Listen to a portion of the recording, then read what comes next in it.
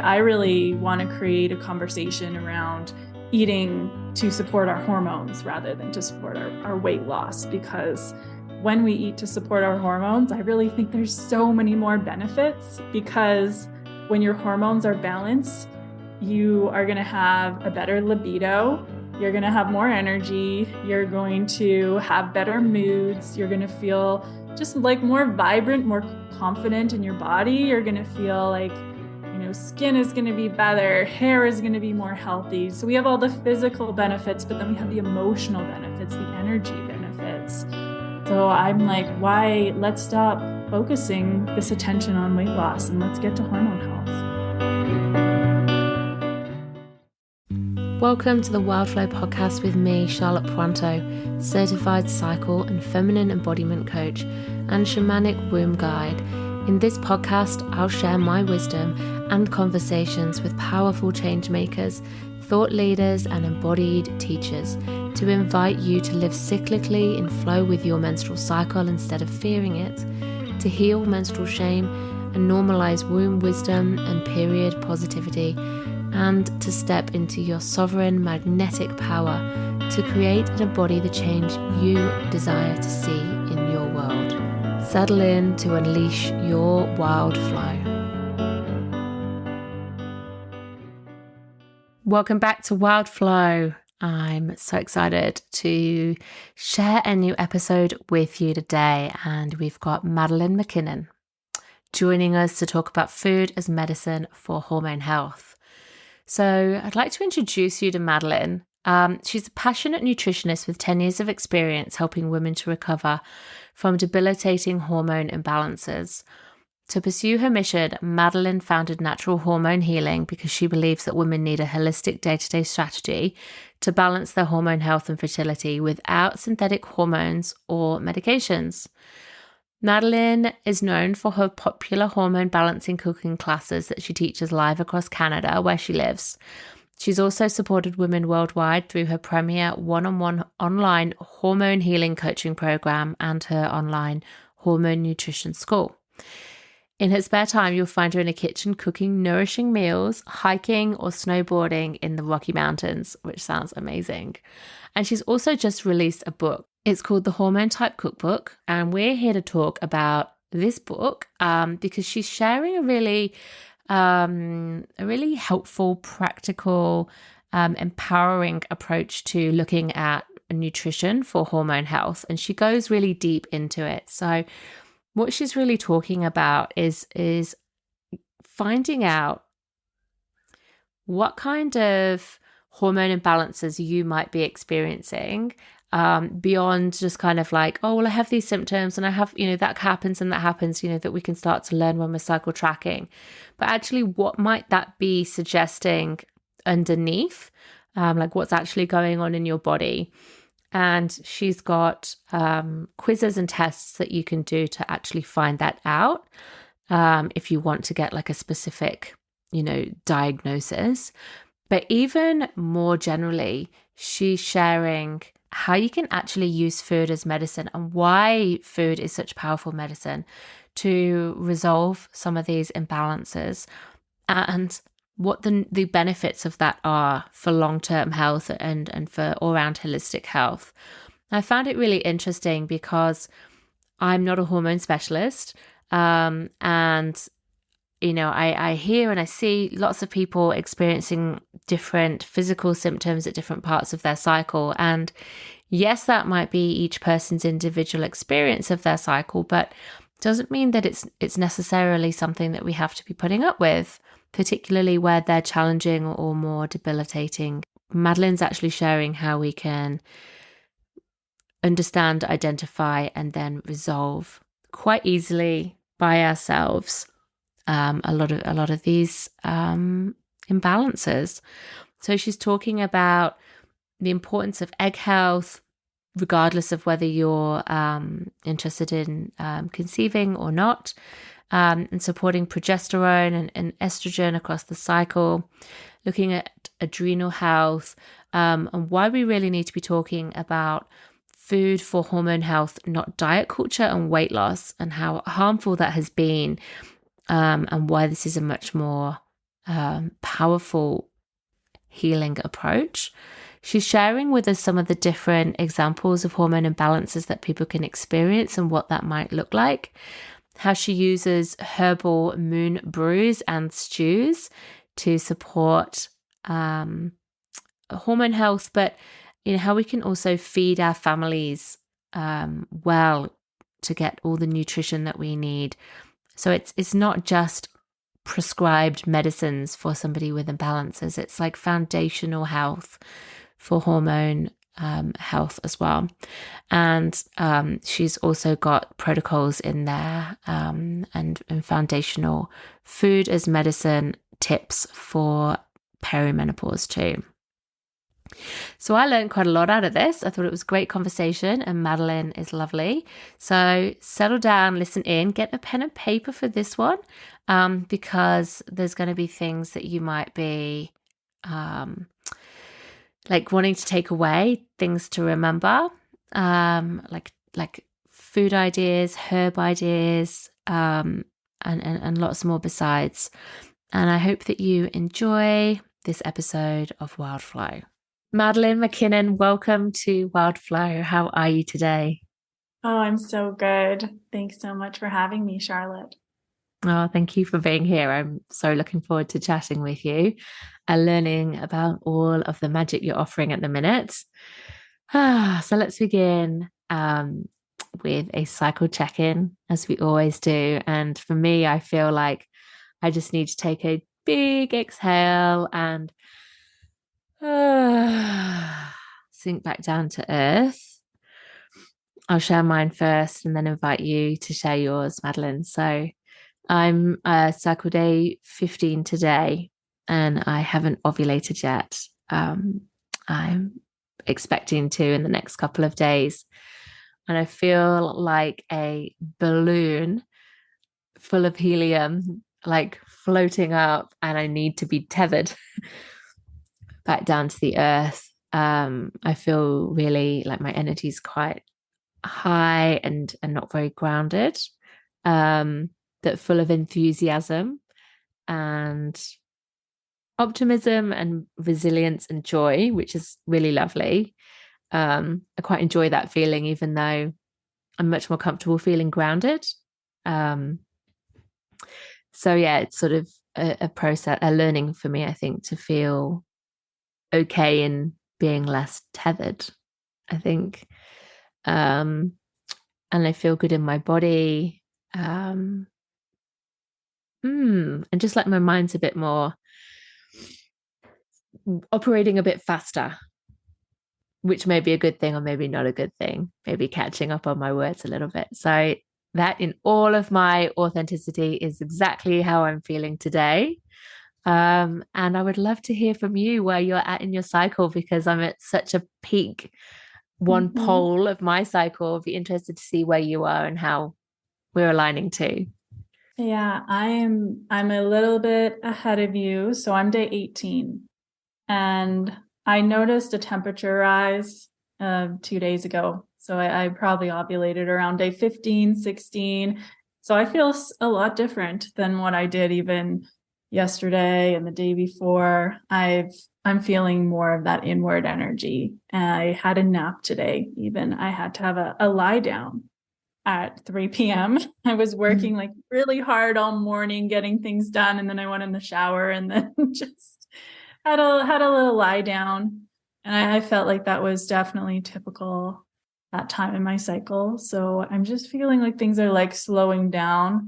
And I did start getting overwhelmed today too, because I had so many ideas a few days ago, signed up for a business program, did all of this. And then now I'm just trying to like slow it all down because I had so many ideas in that time of my cycle. Beautiful. Thank you for sharing. I love that, what you're saying about like your awareness of how even over the space of 24 to 48 hours, you're feeling such a shift in your energy and what you needed and like what's coming up for you and where you're wanting to kind of, you've maybe been sort of pushing or busy, and now it's time to back off that and drop down and let yourself have that nap. I think it's really lovely to hear that, and I'm feeling like you're going to tether me a little bit, and maybe we're both kind of like in need of that today. And just to share as well with everyone that I think it's really interesting. We were just chatting before we press record. So I'm in Australia. We just changed our clocks a couple of days ago. It's cooling. The sunlight has got definitely more of a golden, quality to it. The sun's not as high with in the sky, and we are we're past equinox now, so we're definitely into the darkening next three months until we get to the winter solstice here. And right now it's mid-morning, so I'm in my busy, productive, brain switched on, like action stations time of my day. And we both have the moon, the same moon over us. So we are a couple of days from full moon. So that, again, intensifying energy. It's a bit like the same time of day. If midday is like a full moon vibe, I feel like, we're on that rise, and where I'm at in my day is like in sync with the moon and with my menstrual cycle. So I feel like there's a lot of rising intense energy in those. And then the autumn is the one that's this slowing vibe. And you are in Canada. So tell us where in the world you are, what time of day it is, and what you're noticing seasonally. Yeah, I'm in Calgary, Alberta, and it does feel slightly disorientated because it's almost 7 p.m. and it's bright already. And I think it's still going to be bright for another hour. So I have just this light coming in. So it doesn't feel like 7 p.m. like it did a month ago. And I do feel like once in Canada, it can get bright until 11 around the solstice where I am. So we just get very active at night here. So I'm totally fine doing this podcast at 6:37. I don't think I would be, like a few months ago. It would have been tough in the evening when it was dark. So interesting, isn't it? Mm-hmm. I think that's really, with that light until 11 o'clock at night, that must be so jarring. I mean, I'm from the UK, and we used to have, it would be light till like 10 o'clock, but I haven't lived there for so long now that I don't really remember how it used to influence me. And here we certainly don't get that. In like midsummer, it's dark by 8. So yeah, I hear you. Like, it's giving you that kind of extended window of productivity, which, can be helpful, but I guess also is something to manage as well, and just keep an eye on how. Yeah. Yeah, both me and my partner, we're both finding we're just working later naturally from the light. Yeah. Thanks for sharing. I think this is, these kind of awarenesses, as we always talk about here, these seasons and cycles, and, it does impact us, and we do get disconnected, but so simple. And so we can just notice that, how that's impacting us, and maybe across the menstrual cycle as well. Like, if you're in your summer and it's bright at night, you can feel like great. But if you're ready to have more inward time and it's still light at night, maybe that won't feel as good. So just interesting to note. I especially love the lighting at this time of year when we're around March and April. I find here the color of the sky, it looks different. It's this beautiful, vibrant blue, and just the lighting. I just get obsessed with those subtleties of lighting. I've never used to notice it, but it's one of my favorite things to observe around the seasons. And it's just beautiful here at this time of year, even though it snows a lot and we have a lot of melting snow. So it does look quite gray, but then with the contrast of just the lighting, it makes you feel like it's spring here. That's beautiful. So even when there's melting snow, you can see the light, and that is what reminds you that it's beautiful. Love that. Yeah. I love how the sun changes too. It's just glorious. Ah, beautiful. Well, so Madeline, share with us, for anyone who doesn't know you, about the work that you're doing and what brought you to be doing this with us. Yeah. So what I do is nutrition specifically for hormone balance and menstrual health. I've been doing this work for over 10 years now. I was somebody that around when I was 20, I started getting really, really interested in nutrition. I was studying political science at university, and I just got so fixated on nutrition when I started learning about how nutrition could be a tool for healing and supporting the body with certain diseases. Got really, really fascinated about that because I was just coming out with this fresh mind, just, basically coming out of high school and thinking that things were a certain way. And I just remember feeling so shocked and betrayed by the medical system and society that there's people really suffering with a lot of health conditions and not learning about how they could use nutrition as something that could really help address it. So that got me really, really interested. Spent all my spare time at university researching nutrition. So then I realized, okay, maybe this is not for me. And then went to go to nutrition school. And then we're just really dove in, just decided this is what I want to do with my life and with my career, and I'm going to make it happen. And a couple of years in, I started getting interested in hormone health and women's health because of my own experience.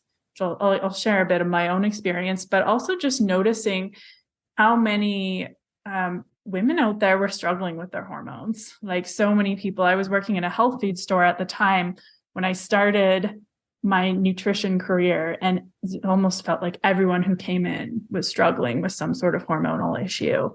And then I started to develop some hormone issues myself. And my issue was PMS. There was a time where it started just getting worse and worse and worse, where the 2 weeks before my period started, I would just have really, really sore breasts, like where it would like hurt to climb the stairs. And just, I felt so overwhelmed, like just everything was setting me on edge. I would say I was experiencing anxiety at that time too, just overwhelmed. Didn't feel like myself. It was like that second half of my cycle. I didn't feel like myself. And then I had a firsthand experience of starting to experiment with some different things to address it. So I looked into some estrogen detoxing supplements. I took those, did some changes with my nutrition. And within 1 month of doing those protocols, I had a period that just showed up, but showed up in like a good way where I didn't have any PMS symptoms anymore. And I was just shocked because I started to get used to it and I thought it was normal.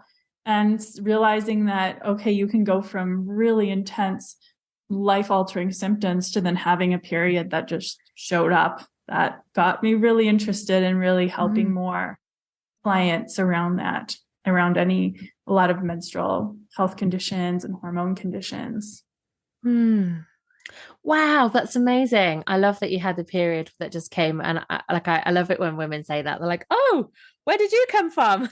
None of that kind of those onset of symptoms and experiences that are just so hard to handle. And, like you say, you just weren't yourself for that 2 weeks beforehand. So it would start at ovulation and then just kick in and get worse till you bleed. And then did you have a break? Like, was it a relief when you had your period? Did it ease? Yeah, I remember normally? always liking the feeling of having my period because I felt a sense of relief, just this relief around it. It almost can be euphoric at times when it's like, especially when you're feeling that intensity of PMS and then everything, it's like that full surrender and release. It feels, felt really euphoric. Yeah. Oh, that's great because I think a lot of people, the period gets a bad rap, doesn't it? And I think for a lot of people that can be the toughest time if there's, pain and heavy bleeding and other symptoms associated with actual menstruation. But it can be different. There can be other parts of the cycle as well that people really struggle with. And actually having a period can be, like you say, euphoric, like a relief, a Mm-hmm. release. So yeah, I think it's really interesting to note. Um, and the symptoms that you were having, with under the sort of banner of PMS, so it was sore breasts and overwhelm and just not feeling like yourself. Yeah. Yeah, Mm, those were at that time, those were the most intense symptoms for me. Just mm, those three. The mm, breast pain is really interesting. And ever since then, I haven't had breast pain. It's mm. really interesting. It was like consistent for a few years and it just went away.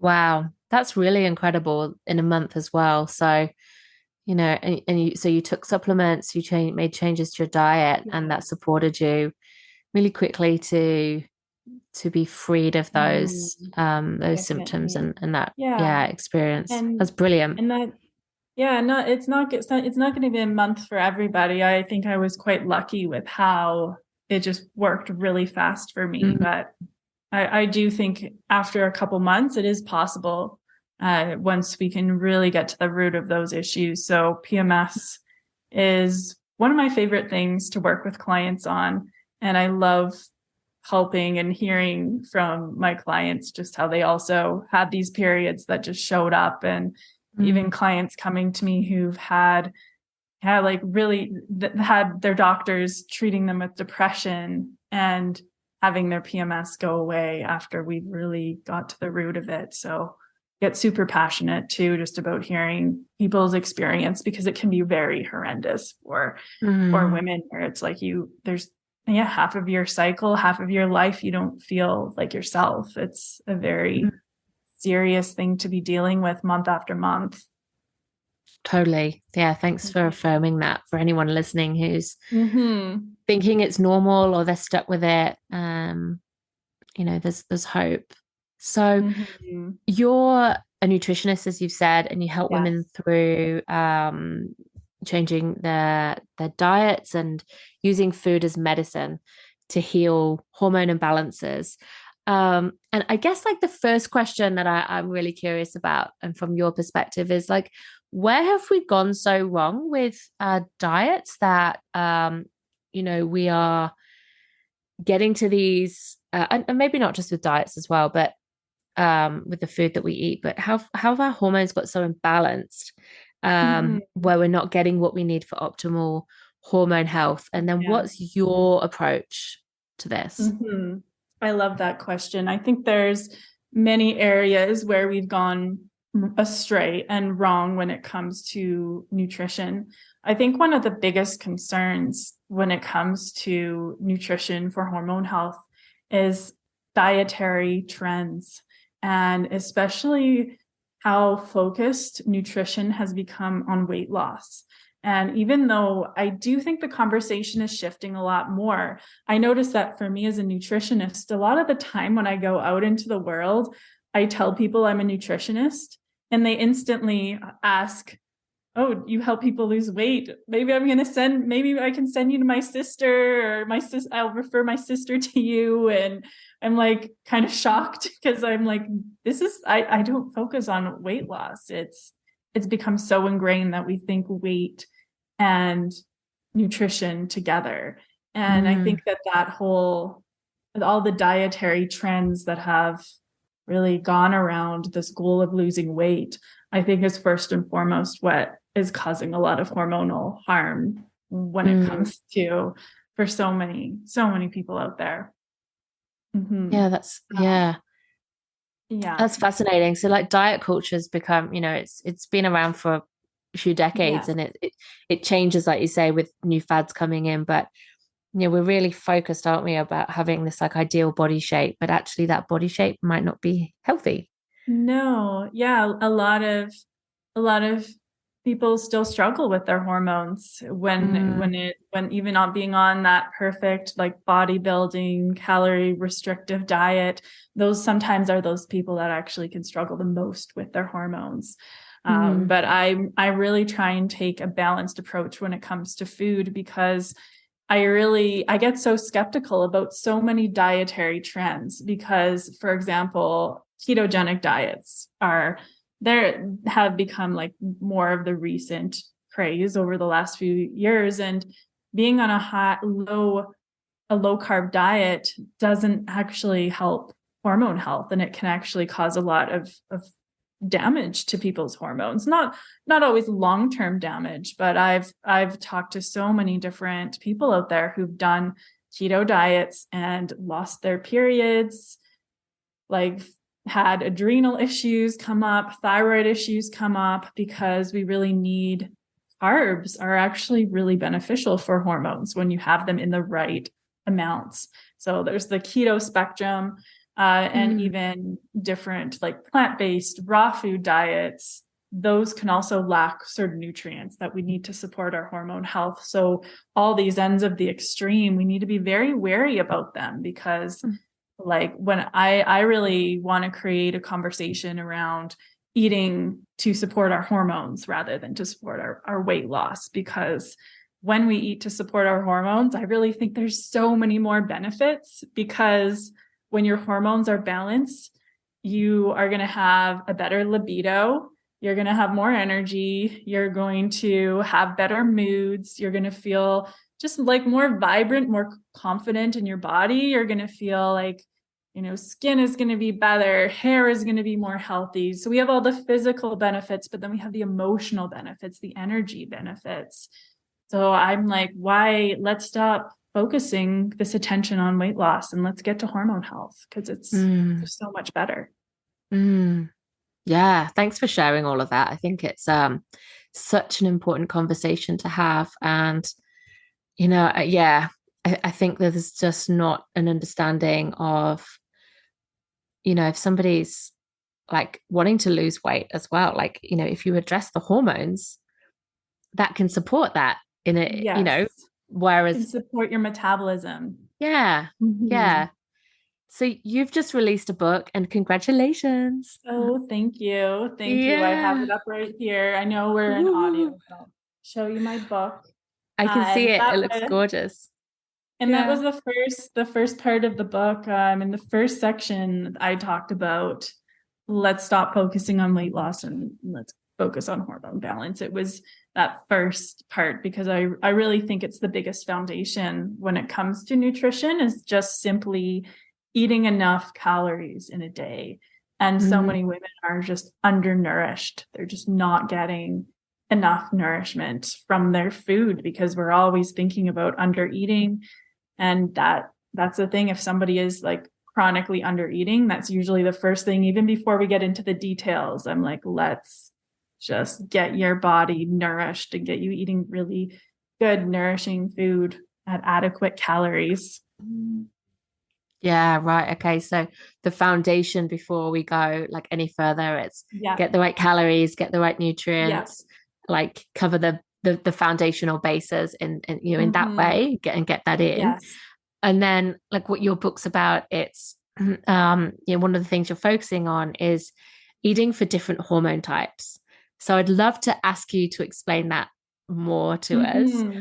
So, like what are the hormone types that you're talking about? What does that mean?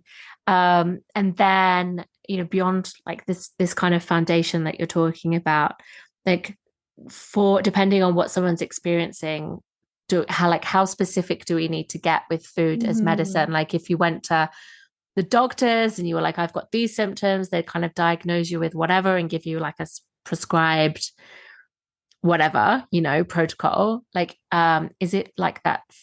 Do you see it like that as well for eating for hormone health? Just talk to us about what these hormone health types are, and then how we might know which one we are, and kind of what your approach is through food. Big question, but I hope that's okay. Definitely. I love all those questions. So essentially what I talk about in the book is I talk about the 7 different hormone types. And essentially what that means is they're the 7 most common hormone imbalances that I see so many people struggling with.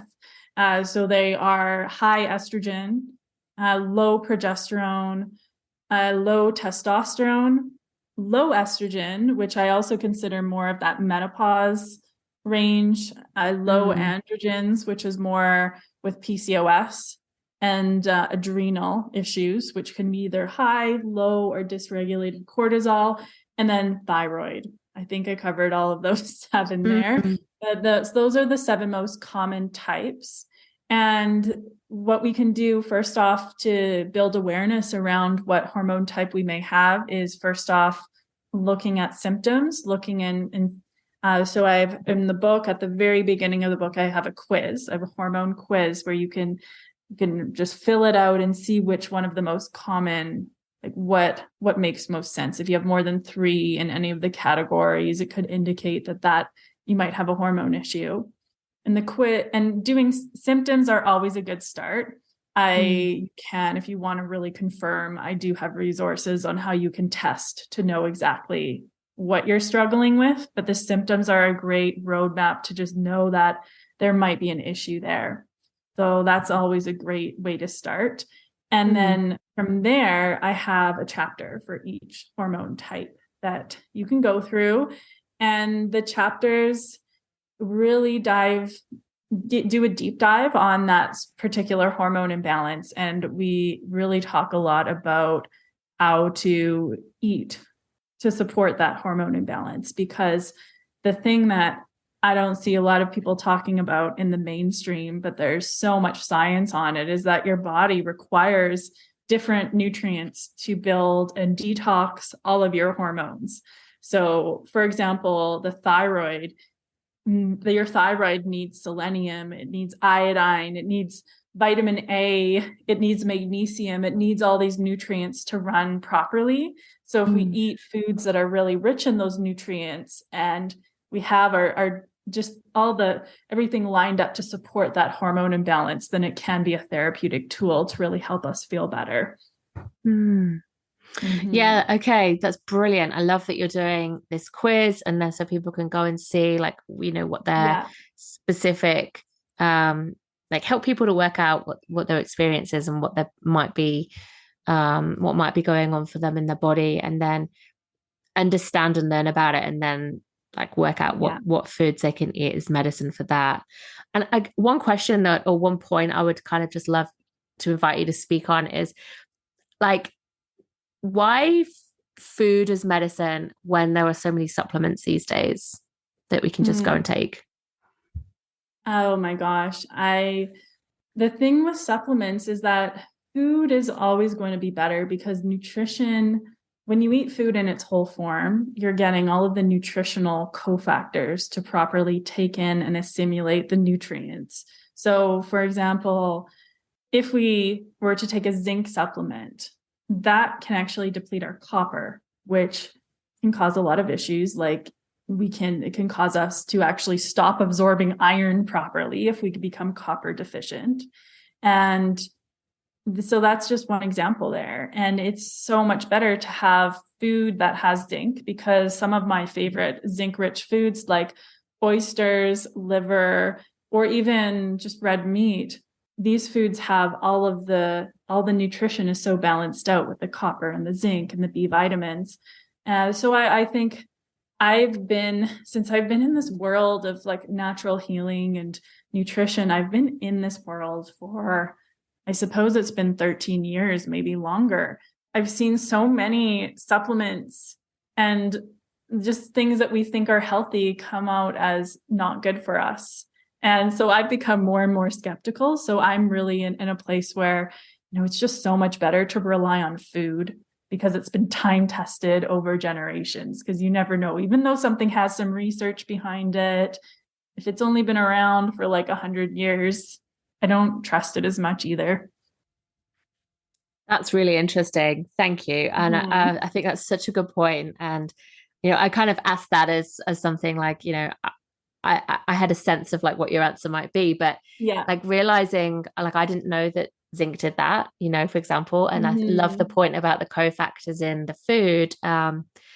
Yeah. like the things that help absorption and help the detoxing, and it works together like as nature intended, right? So Definitely. yeah, I think that's a beautiful point and something to be mindful of. Yeah. um Yeah. you I know think writing this book just solidified that further for me, because just through writing the book, I was looking at research and just doing so many deep dives into each hormone. And it just became so clear just from learning everything that it does make so much sense to use food as the foundation. And mm, it's so much more sustainable for people too, because we have to eat food every single day. And why not just make it really nutrient dense and get most mm, of what we need from food? And supplements do have their place. I will use specific supplements when I'm working with clients privately if we really want to target something. But I much prefer using herbs for that rather mm. than a mineral complex or a supplement complex. Tell us about that. Tell us about how you use herbs. Yeah, I love using herbs. I especially like using them for, like, you can use them for boosting and supporting certain hormones. So one that you might have heard a lot of people talk about, Vitex is, or chasteberry. That's a really popular herb that's really great for anyone that has lower progesterone. So we can use that to boost up the progesterone levels. Herbs work very well for low testosterone too. There's a lot of really excellent herbs that can boost testosterone Mm, levels, but they do it in a way that's very intelligent. It's not the same as taking a drug or taking a bioidentical hormone. Usually it's very harmonizing. And a lot of these herbs, they end up working on our adrenals as well, because usually a lot of our hormones can be in trouble more when we're struggling with adrenal issues too. So even mm. low testosterone could be related to cortisol, adrenal hormones, and stress. So they work with on a very like deep level. There's a lot of layers to herbs. I could talk about it Mm, for a long time about herbs. I love using them for like heavy periods too. They can be mm. really effective when you take these tonic, astringent herbs over time as well to target, yeah, different menstrual issues too. Beautiful. I'm sat here drinking a herbal tea that I've made my own little Mm, blend. And I'm trying to rack my brain now of like what I put in it because I yeah, made a what's in huge it? thing. Well, I'm trying to remember. I think there's some fennel and licorice, and there is some mugwort, and there Mm, is some, I can't remember now. There was a whole bag of things. I've completely like it's just gone. But I've made this concoction. I went to the organic store and picked out some yeah. did some little reading on things that were like good for supporting my sort of menstrual health, and made up a little brew. But I just sort of have it and it like every now and again, and it just kind of it feels like a really beautiful nourishing tonic. But like I don't know that much about herbs, so I've kind of gone off little bits that I've read and Mhm. learned. But I'd love to hear from you, because you've mentioned to me that something that you love to do is make like moon teas, menstrual teas Yes. yourself. Like what would you Yeah. put in something? Oh, yes. I love, a while ago, I had a course called Eating for Your Cycle, where we talked about eating for the phases of the menstrual cycle. It was the first online course I created. And I had this concept that I decided to call it a moon brew for your teas that Mm. you drink when you are on your period. And so we called it a moon brew. And then I also had all these stew recipes that I would call moon stews.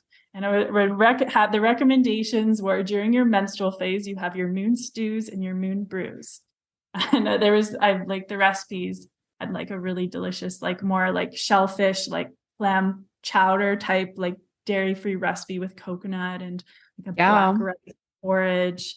There's some really good recipes in that course. I do some of the recipes did filter through to the new Hormone Type cookbook. Actually, I'll have to share which ones those were, but Yeah, cool. yeah, but the moon brews, those are really, so you can make them, you can customize it for your period, and you can also have them like leading up. So I really want to highlight motherwort for the luteal autumn phase is an amazing herb. Have you ever tried that one? Yeah, I have, and I'm trying to think. I think I've had it in a tea that I purchased, and it was one of the ingredients in there.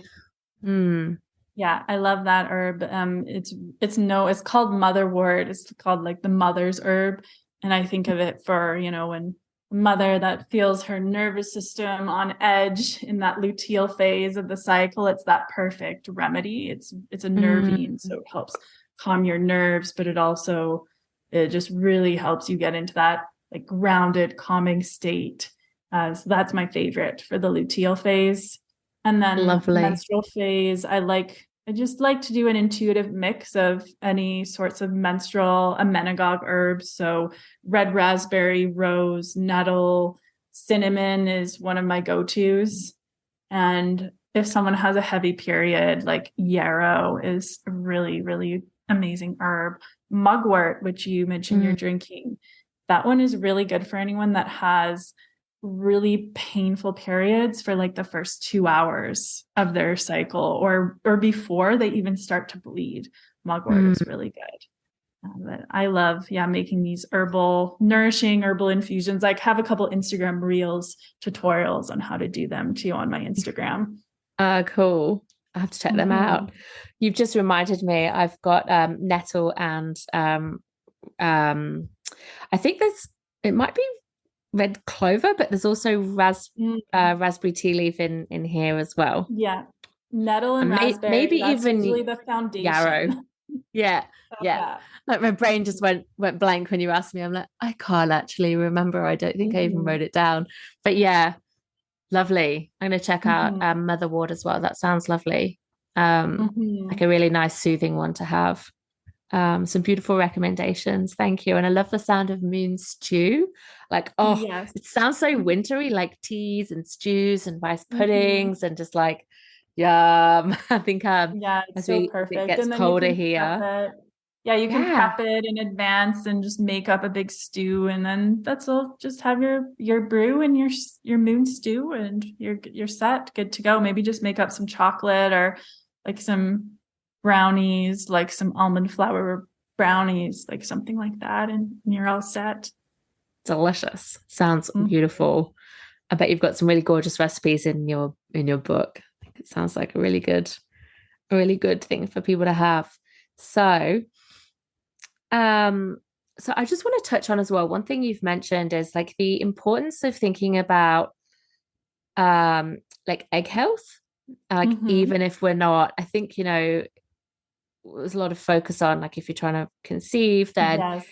people are like, oh, egg health. Okay, that's a thing. But why do we want to be thinking about that regardless? Like even if we're not Mm-hmm. trying to conceive. Yes, I totally nerd out about this because it's so fascinating that your follicles take about 100 days to reach full maturity to get ready for ovulation. You go through this 100-day period, and what you eat during this time does make a difference in the quality of those eggs.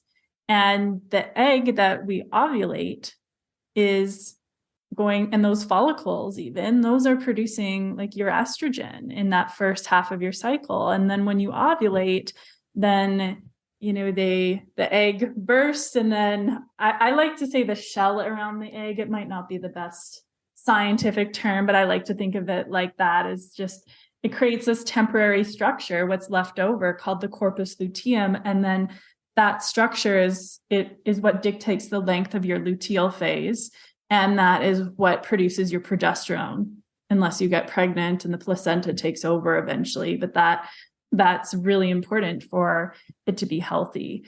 And for creating, like, you need to make sure your eggs are healthy to have proper hormone function. So even what you ate or the stress that you had even about 100 days ago or 2 months ago could impact the quality of your menstrual cycle now. And so we really want to focus on eating the right foods to nourish those eggs and then nourish that hormone production to have just better, more balanced menstrual cycles. Mm. Yeah, Mm-hmm. brilliant. Thank you. So it's not just about um it's not just, yeah, it's like we've got to look after the egg Yeah. because the egg then dictates everything, right? Yeah, Like all the totally. hormones for the whole Yeah. cycle and for that cycle and for future cycles. And then, Yes. Yeah. Because that's long when we term. can get in, and that's when we can get into those issues of estrogen dominance or lack of progesterone. So if we Mm, don't produce enough progesterone during our cycle, then it can look different for many different people, but that could be more PMS. It could be a more heavier, more thicker endometrium lining leading to a heavier period. And then it could increase chances of cysts and fibroids and polyps, or could make more sore breasts. So mm, that balance of the progesterone and estrogen, we really want to do what we can to support it like mm, 100%. So mm, I do have a section in the low estrogen chapter, all about how to support egg quality as mm, well. mm. And I can share a little bit more about Fascinating. those nutrients too. Yeah. Yeah, I'd love to. Yeah, I think that like seafood, like from omega-3 is really important. That was something that came out of writing this book. I became such a believer in quality, like quality low mercury seafood into the diet for hormone health, because almost every single hormone that I was looking at, how to build the proper hormones, omega-3 was like behind every single hormone there. So Mm, really think that's important. Um, then the other thing that I love is like selenium, which you can get from different seafoods like shellfish or Brazil nuts. It can be good mm, sources too. And like zinc is really an important hormone mineral, which it's funny, everything comes down to shellfish and like liver. Those are usually like the nutrient dense sources when it comes to hormones. But you can still get it from other foods as well, like even legumes, like red meat, pumpkin seeds are really good sources of zinc. And mm. vitamin E is also super important. It's an antioxidant that is really, really key to get in the diet too. Like I like to get that through sunflower seeds. Squashes are actually really good sources, like winter squashes are excellent. Mm. And yes, sunflower seed butter is great. And then seafood like salmon and trout have really good sources of vitamin E as well. Beautiful. So if someone's listening and they're like, how do I like what can I do that's quite simple and you know, just to get started, that's Mm-hmm. kind of foundational things that Yes. you can think about. So um what Madeline's just been sharing and then like deep diving into okay, so what am I actually experiencing and what Mm-hmm. do I need to support that? And that's where Yes. we can go into these types and then really look to nourish ourselves and correct those imbalances that we're might be experiencing through food. And then really quickly, like we don't have to put up with all these terrible, Mm-hmm. menstrual um experiences that's just so common. Mm-hmm. Yeah. Sounds Yeah. like we It's can really take really, charge. it's so Mm, important to be empowered, and food just makes such a big, powerful difference in hormone health and menstrual health, just because of how all of our hormones are all built off of mm, nutrients. We need the right nutrients, and getting the foundations is really key. And one thing too that I hear a lot of, sometimes people will wonder, okay, so if I'm eating for my hormone type, what does that mean? I can only eat things from one chapter. And I designed the book to be like, if you can eat things from any chapter and it will give you that foundation for hormone balance. So you mm, can use it as a regular cookbook and just cook the recipes as you want. And then if you really want to hone in and focus, then you can really focus. So if you're struggling with estrogen dominance type symptoms, you can go into that chapter and pick the beet berry orange smoothie and have that every single morning or 3 mornings a week. So it's all about focusing. So I'm really not someone who's like super strict with everything, where like you need to eat like two, two things mm, of sardines a week and just that's all you need to do, right? But I'm mm, more lenient in it. You have to find an approach that really works for you, and it could just be slowly adding things in or trying some recipes. And because food shouldn't have to be like anxiety inducing either. It's supposed to mm, be fun, and it's a nourishing experience. mm. And I'm thinking about like with my family, I've got three small children who are like pretty fussy eaters.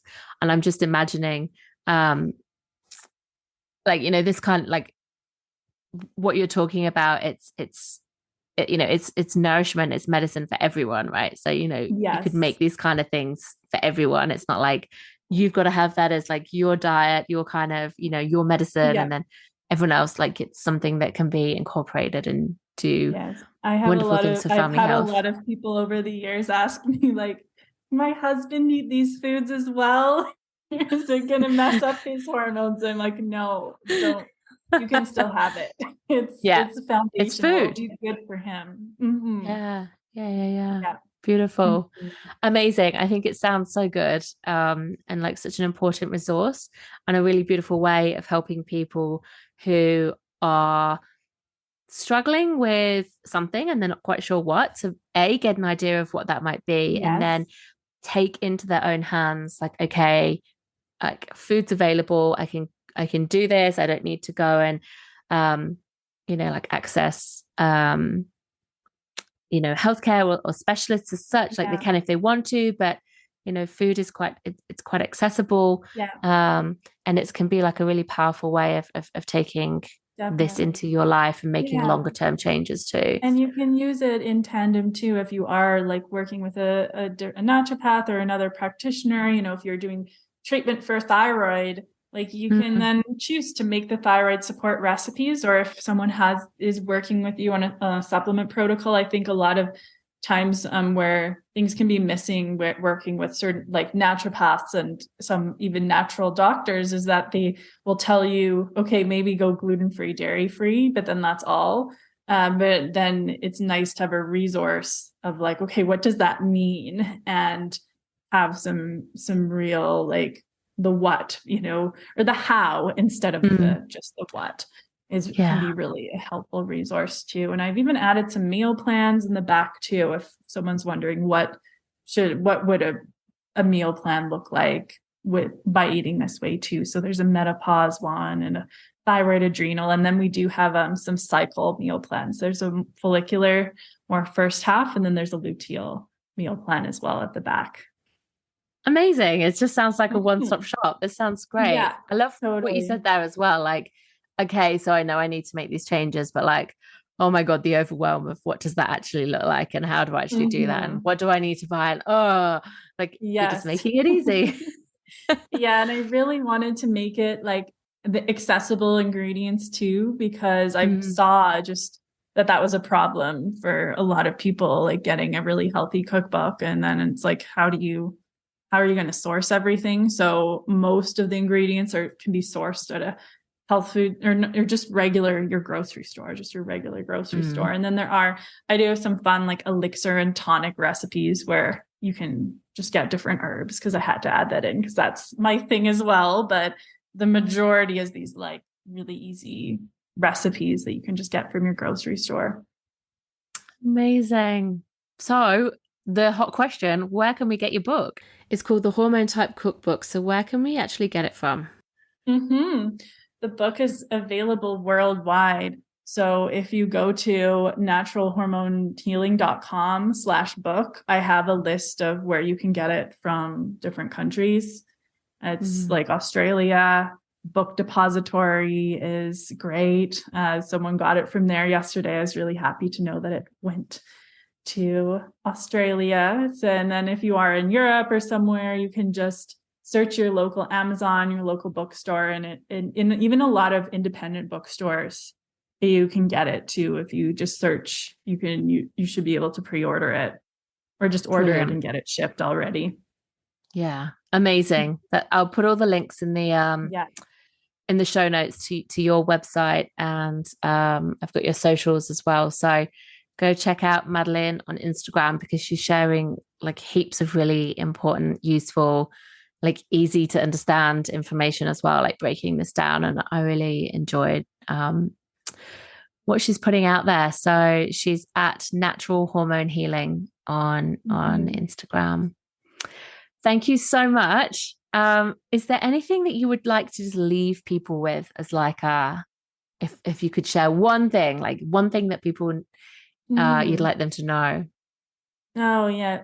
Well, the most important thing is that you can eat to support your hormone health, and it can actually be delicious and nourishing and enjoyable, and you're going to feel also so much better when you're eating for hormone balance too, because of the impact it has on energy and mood.